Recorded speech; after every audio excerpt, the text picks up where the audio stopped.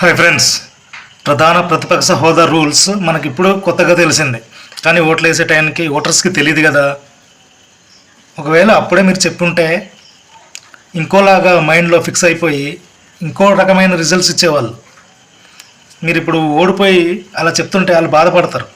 ఎందుకంటే వాళ్ళకి 10% సీట్స్ ఉంటేనే అపోజిషన్ లీడర్ అన్న సంగతే వాళ్ళకి తెలుసు. అదే సాంప్రదాయం అని చెప్పేసి వాళ్ళు నమ్ముతున్నారు. వాళ్ళు అలా నమ్మే మీకు ప్రతిపక్ష హోదా కూడా ఇవ్వకుండా కేవలం ఎమ్మెల్యేగా గెలిపించారు. సో వాళ్ళ నమ్మకాన్ని, వాళ్ళు ఇచ్చిన తీర్పుని గౌరవించాలి కదా. ఇక్కడ స్పీకర్కి లెటర్ రాయడం ఏంటి? ప్రజలు ఆల్రెడీ చెప్పేశారు కదా. మీరు ముందుగానే చెప్పి ఉండాలి ఈ రూల్.